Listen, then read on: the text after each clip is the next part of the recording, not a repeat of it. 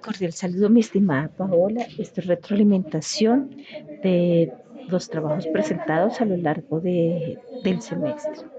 Primero, te cuento que no encuentro la fase uno ni acá ni en el correo, y como soy tan despistada y tengo ya tantos estudiantes, entonces me confundo. Por favor, si no la has presentado, preséntala. No importa, sé que tuvimos como problemas al principio y ubicándote eso, pero no hay problema, preséntala. Además, porque ahí hay una parte que es de identificación, de un mapa conceptual, que es de identificación de las entidades eh, que velan por el patrimonio, y seguramente una de esas va a llamarse Banco de la República, ¿no? Entonces, para que por favor lo mires. Bueno, con respecto a la fase 2, es un muy buen trabajo. Hay que tener en cuenta que pues, el Banco de la República no es un pequeño museo local que tenga una coleccioncita chiquita en una esquina guardada, sino que es toda una entidad con una administración gigantesca y unos protocolos de conservación muy, muy grandes, y que la hacen un referente para la conservación, ¿no? Eso te da a ti también un valor agregado conocerla, y también verle esos pequeños detalles que, como todos, puede estar fallando o puede tener ciertos problemas o ciertas cosas, como pues la humedad, como puede ser otro tipo de cosas que no se estén, y en eso pues hay un valor agregado, poder encontrar esos ligeros detalles, ¿no? Tienes un muy buen recuento histórico de la colección, de cómo se conforma el museo, de cómo empieza a conformarse la adquisición de piezas, cómo es los factores medioambientales de la localidad de La Candelaria. Aquí en el suelo yo le aumentaría el hecho en que está en una ladera que es muy rocosa, y por ser debajo unos suelos muy rocosos, hay muchos nacimientos de agua en La Candelaria.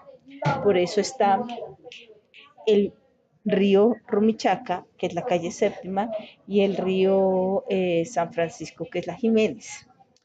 Y digamos que a 4 cuadras, menos 3 cuadras, está el Banco de la República del Rumichaca. Y en la calle 10 baja otras escorrentías, van bajando por ahí, y de ahí que hayan muchas calles y casas que se llaman Casa de la Toma del Agua, calle de la Cajita del Agua, calle del Chorro de no sé qué.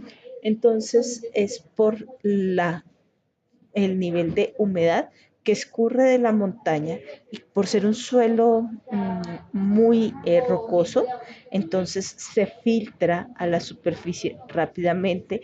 Y algo que tiene es que las paredes de las construcciones coloniales son realizadas en adobe, que son materiales higroscópicos que atraen la humedad, y por ello hay tantas fallas en los procesos de humedad de todos los primeros pisos de la Candelaria. Incluso a veces puede llegar a subir, según el tipo de materiales, hasta el segundo piso, y sobre todo si no hay unos revestimientos o unos controles de humedad así que vuelvan a bajar la humedad. Entonces eso también entra ahí en el suelo. No solo es esa división de suelo urbano, suelo eh, urbano y suelo rural, sino también la composición química y física del suelo, ¿no? Hay suelos arenosos, hay suelos arcillosos. En los suelos arenosos pues hay también formaciones rocosas que, pues como en este caso, nos van a subir la humedad. Por ejemplo, si fuera un suelo arcilloso, sería un tapón que no permite subir las aguas. Aunque las arcillas, digamos que lo que hacen es como cerrar, como crear, son muchos más, tienen un grano mucho más fino, entonces taponan el espacio donde están. Por eso se ubican las arcillas a los lados de los ríos, para impedir, digamos, que esas aguas se filtren. Es muy bonita la física de los suelos y compleja. Mm, eh, del entorno, pues por supuesto tienes toda la descripción del entorno, de la estructura vial. Esta es una calle en la que hay un tráfico o nulo o restringido, muy poco tráfico, lo que le permite pues no tener en la calle 11 tanto movimiento. Sin embargo, sobre la carrera cuarta y carrera quinta, pues son donde más movimiento va a haber y hay algo de material particulado siempre y hay que tener presente eso en la contaminación que puede haber del entorno. Por supuesto, también algo que tiene maravilloso del entorno es que es una localidad muy pequeña y entonces está muy condensada, una actividad cultural muy fuerte. El Banco de la República va a entrar, por supuesto, como foco en una relación con el Museo de Bogotá, con el IDPC, con la Corporación La Candelaria, con teatros, cines, etcétera, que hay en la zona. Y eso va a generar que este sea un espacio, un corredor cultural, junto también con las iglesias, el arte religioso, el arte de, de dramaturgia también, que hay bastante, y las universidades, ¿no? Eso va a generar ese corredor gigantesco que tenemos localizado ahí. Ya en cuanto al lugar, me parece muy buena la descripción que realizas en torno a dónde están la sala, donde como cuenta con, según pues el tipo de colección, con data logger, humidificador, deshumidificador, aire acondicionado, etcétera, unas condiciones que no las tiene pues un pequeño museo.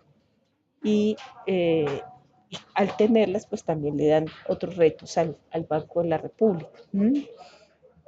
Entonces, hay una estructura pues muy interesante, una descripción pues de la sala, de todas las obras de la sala que son bien chéveres, es todo un periodo bien interesante, la ubicación que tienes y el análisis de riesgos. Eh, aquí yo creería que en fuerzas físicas indirectas, pues claro, es posible la ocurrencia, no sé, de un temblor o de rupturas de movimientos y que en eso, por supuesto, es probable. Hay una que tú tienes que es por agua. En agua hay que mirarlo que sí puede ser probable. Yo lo diría tal vez poco probable, aunque sí sería muy grave. O sea, yo lo diría aquí, porque de todas maneras hay un mantenimiento general de los techos, las coberturas que se han realizado y como es una zona de montaña, pues no va a haber inundaciones como tal. Lo que sí hay son esas filtraciones de agua y esas escorrentías de agua que se dan que por supuesto estarían en la humedad relativa, que yo la pondría a tal vez muy probable, pero pues unos daños, o ya sea aquí o aquí, ¿no? En uno de estos lados, porque sí sucede estas humedades, sí sucede y se nota pues en las fotografías que tú presentas de abombamientos. Bueno, como es esa salpicadura que está ahí y acá, estas humedades, o sea, no es que sea probable, es que sucede, es muy probable.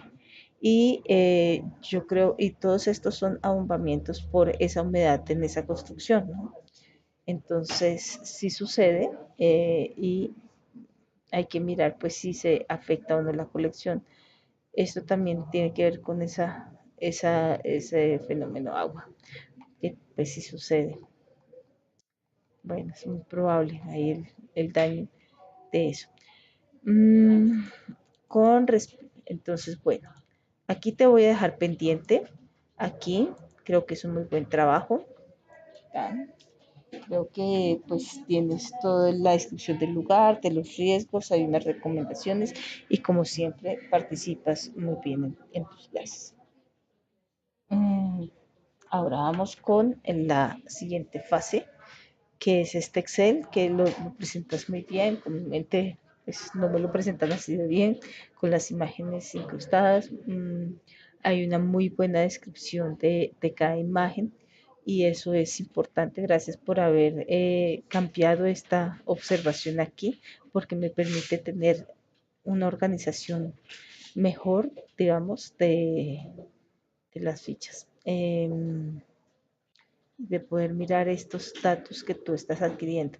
Yo encuentro que has realizado una buena descripción, que tienes muy buen el manejo de las técnicas, de lo que, de los soportes, de donde se está realizando en la obra, que es en donde se soporta en madera, en tela, en metal, en acrílico, eh, a qué parte de la colección está, las medidas, y pues las fichas, las partes de observaciones ya generales que hay. El archivo junto con las fotografías pues es muy interesante eh, el mapa mental pues está bien realizado, está completo y está muy interesante porque pues nos ayuda también como a entender esas herramientas que tenemos para la gestión de colecciones en distintas medidas. Entonces acá vamos a hacer esta valoración. Hay un muy buen proceso entre la fase 1 y la fase 2, lo que nos lleva a que ya podemos generar eso. Lo único que me quedaría pendiente es la primera tarea. Bueno, con este video, entonces ya terminamos tu retroalimentación y lo subo a YouTube. Hasta pronto y gracias por la paciencia en esperar tu calificación.